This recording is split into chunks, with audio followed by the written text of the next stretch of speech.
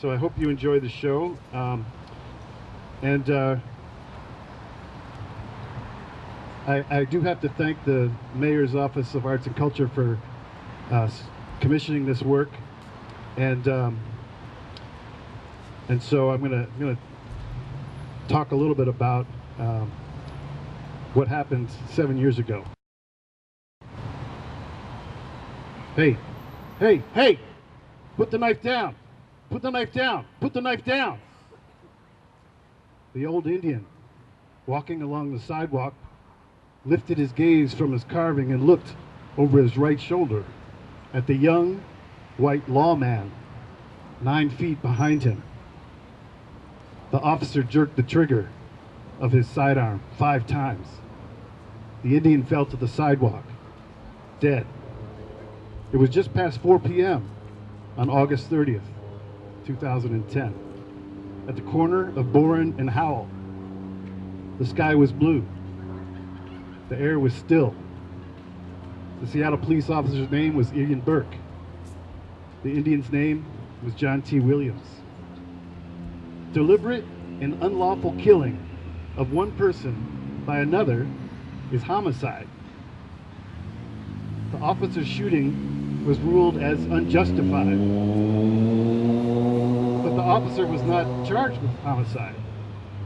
The killing was awful but lawful. Why can police legally kill even when unjustified? I had to know the answer. John T. Williams was an artist, born in 1960, just 28 days before me. It is my responsibility as a fellow artist to witness and to try to understand this injustice. So we're going to play a song called Awful but Lawful.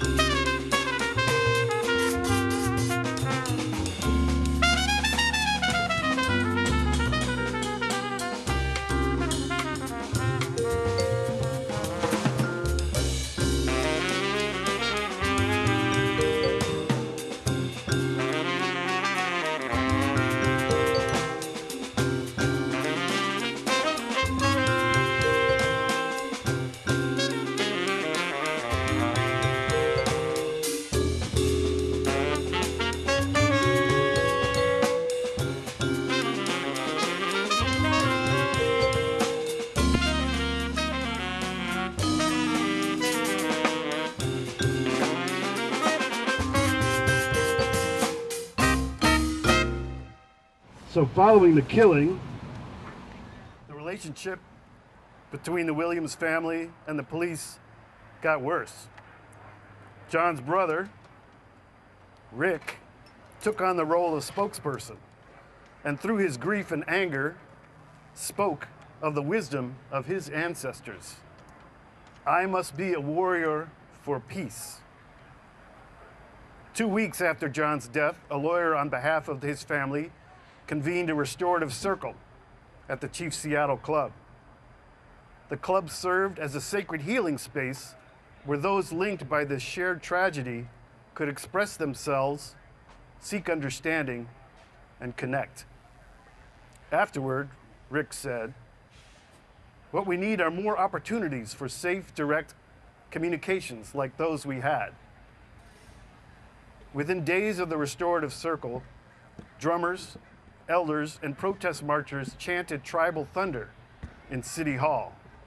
The protesters raised their voices, and the city councilman raised his hands.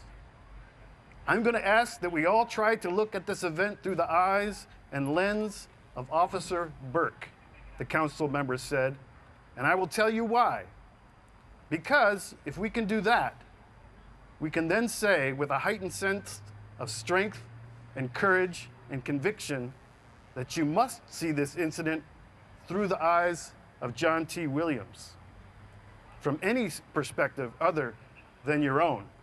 This is the challenge of fighting institutional racism.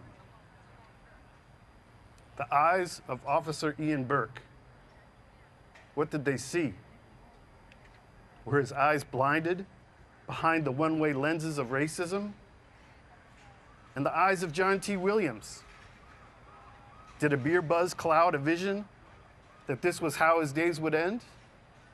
And me, can I see this from any perspective other than my own? Probably not, but I will try, and I invite you to try. 4 days after the shooting that took Williams' life, Officer Burke recounted the events for the Firearms Review Board. The light turned red at the corner of Boren and Howell. Burke stopped his patrol car. The sun was shining, and a man shuffled in front of Burke's car. The man was stabbing and scraping a piece of wood with a knife. The man appeared to be mentally impaired and oblivious to the presence of a police officer. So we're going to play a song called Blues for John T. Williams.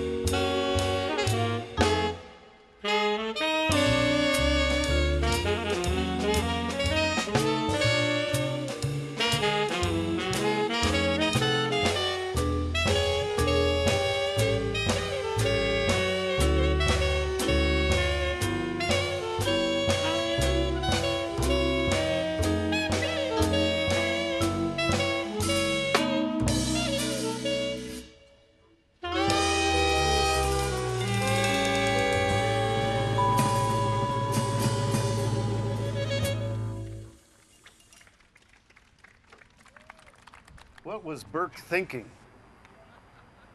Unless he tells us, we may never know. Police hide their thoughts from the public. But as a 27-year-old officer with merely 2 years on the job, Burke likely had the thoughts similar to another fresh white recruit who killed his first civilian and wrote about it, Norm Stamper. In his book, Breaking Rank, Norm Stamper shares his experience with the rampant racist fears of white officers. He wrote, "Why am I so certain that white cops are afraid of black men? Because I was a white cop in a world of white cops for 34 years. Stamper goes on to recount his early police academy training, which taught, quote, that of all the people we'd encounter on the streets, those most dangerous to our safety, to our survival, were black men. Specifically, the black Muslims will, quote, kill any police officer when the opportunity presents itself, regardless of the circumstances or outcome." Well, I don't have any quotes from white officers about indigenous people, so I'm going to take the liberty to suggest that Stamper's quote refers to all non-white people, and that the police academy trains new police to see the community as a war zone. Stamper's racist academy training was reinforced by racist field training. Stamper was ordered to take his police baton, referred to as a, quote, knocker, into a bar and arrest, quote, the biggest, blackest, meanest mother in the place, unquote. Halfway to the door, Stamper was called back. The field trainer was laughing. Stamper stopped shaking 5 minutes later. Field training emphasizes aggressive warrior tactics.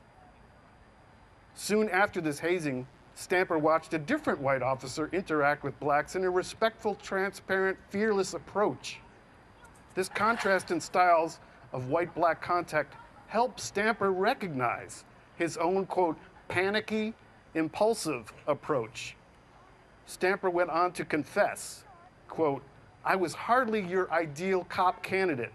Like many other screwed up kids who go on to become police officers, I used the job, or it used me, to work out all kinds of developmental and emotional challenges. I figure upwards of 100 San Diegans paid a price for my on-the-job therapy during my rookie year alone." So what were Ian Burke's developmental and emotional challenges? How had he been trained to see indigenous people? Would John T. Williams have to pay the price of Burke's on-the-job therapy? So we're going to play a song called Blue Fear.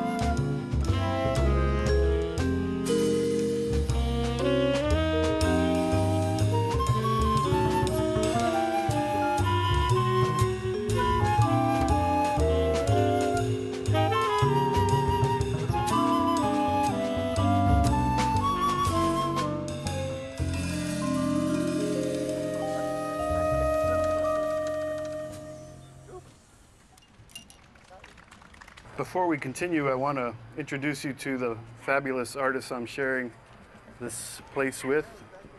On flute, Mr. Jay Thomas. On vibraphone, Susan Pascal. On bass, Phil Sparks. On percussion, Milo Peterson. And yours truly, Steve Griggs.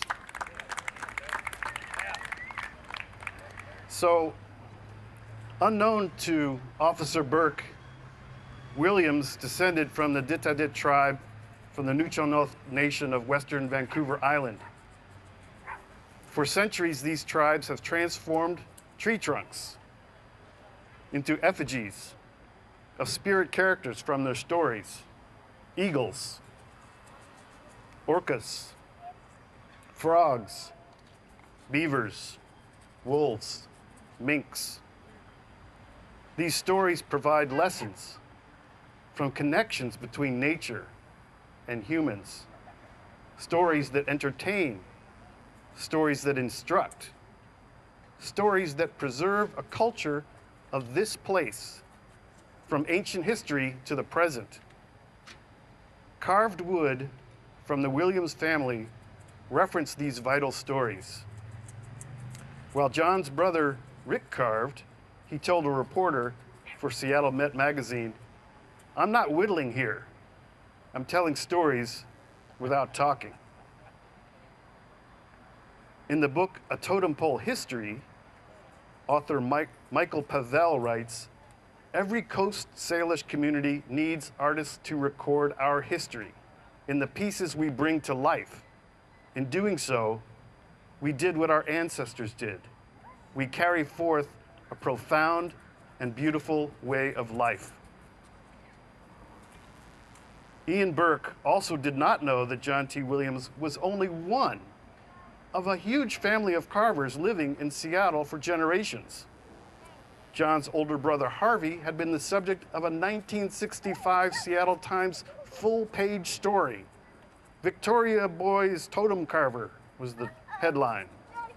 The article includes a picture of Harvey carving while his parents and 5 siblings, including John, watched. Even though Harvey received this public recognition, carving 4 totems a day, later he acknowledged John's superior talent, saying, "Some of his carvings make me feel like an amateur." John and his siblings had learned carving traditions from Ray, their father, who had learned from Sam, his grandfather, who had learned from a lineage stretching back 4 generations before. "We're really proud people as carvers," Rick told Seattle Met magazine. "It's who I am. I'm in my element when I'm carving." And the reputation of the Williams family of carvers was wide. North, south, east, and west. Dad, Sam, John, Dave, Eric, and I were in different points of Seattle, Rick said. Everybody knew who we were in those days. John's grandfather, Sam, came to Seattle back in 1901 and carved totems for sale at Ye Old Curiosity Shop. And there's a book about that place called 1001 Curious Things, and it contains many pictures and stories of Sam and his work, including a 3.5-story tall totem pole purchased by Robert Ripley in 1936. Ripley, famous for the Believe It or Not franchise, also purchased Sam's 10-foot-tall carving Potlatch Man. Ripley displayed Potlatch Man at the 1939 New York World's Fair. But Ripley was not the only person to purchase a Williams totem pole. Of all the totem poles sold at Ye Old Curiosity Shop since it opened in 1899, one estimate is that over 70% of them were carved by a Williams family member. Art by generations of the Williams family can be admired together on the shelves today. They were on display the day Ian Burke encountered John T. Williams. Before John was shot, he was lightly carving something that would stand on the shelves next to the other family pieces. So we're going to play a piece called potlatch.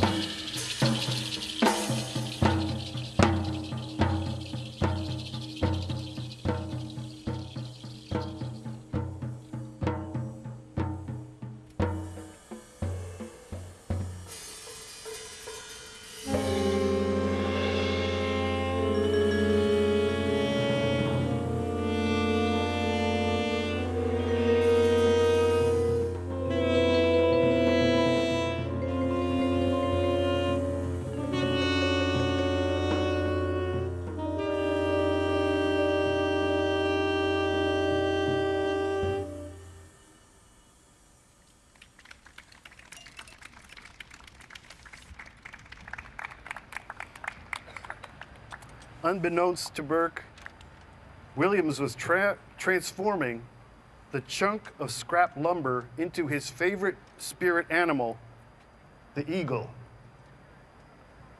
The eagle flies on high with a wide perspective, seeing the larger view beyond the details. Williams guided his small blade into the grain with skilled sculptor's vision, unaided by outline of pencil marks. Burke, from his limited perspective, did not see that the knife was only 3 inches long, half an inch less than the minimum necessary to meet the definition of dangerous knife in the Seattle Municipal Code, the laws Burke was sworn to enforce.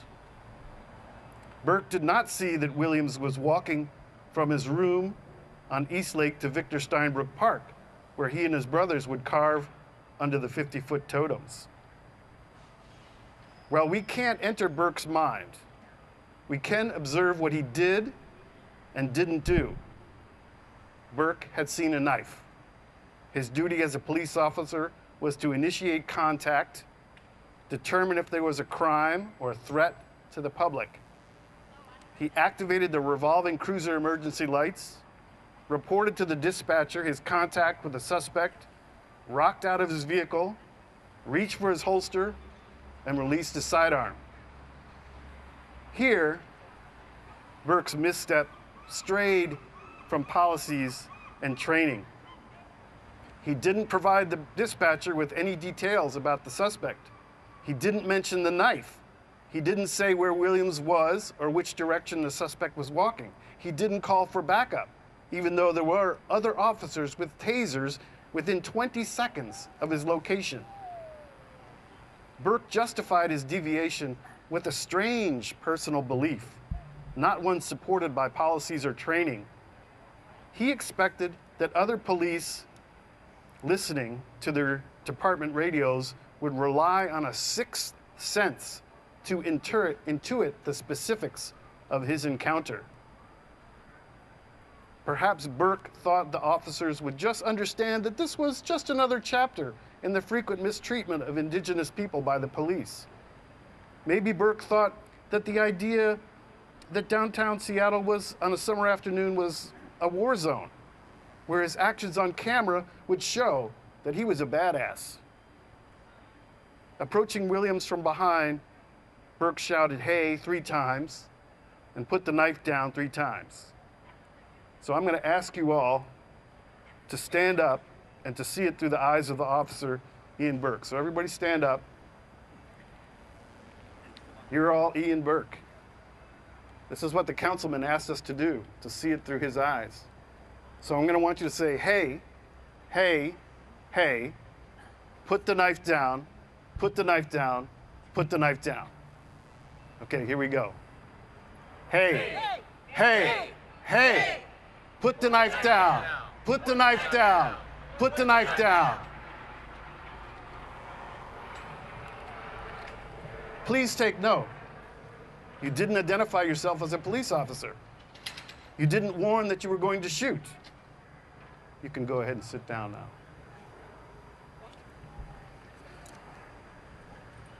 But I wanted you to say those words.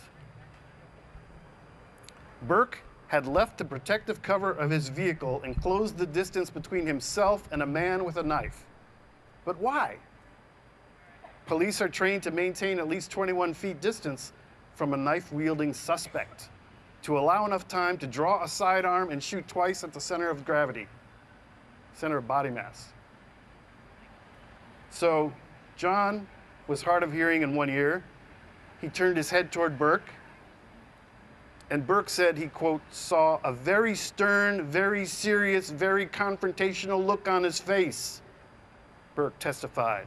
His brow was furrowed, his eyes were fixed in a 1,000-year stare, his jaw was set, he had the knife raised up. What could William's face have been saying?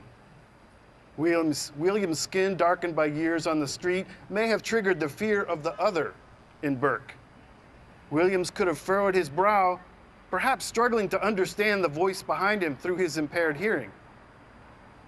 Williams likely widened his eyes, snapped out of his concentration on carving. Imagine the focus and coordination required to walk and carve at the same time. Williams clenched his jaw, disgruntled at being detained from meeting his brothers. If Williams frowned, perhaps he was recalling his 100 misdemeanor arrests over the previous 25 years and wondering if the recent beer he drank would again lead to jail. Williams raised the knife, maybe to show that it was small and he was closing the blade. Knowing that he could attack at any moment, Burke testified, that he had failed to comply with my lawful orders and that he was so close that he could attack me before I could react, I made the decision to fire. The first officer responding to the report of shots told Burke, "Good job." This is a song called "Decision to Fire."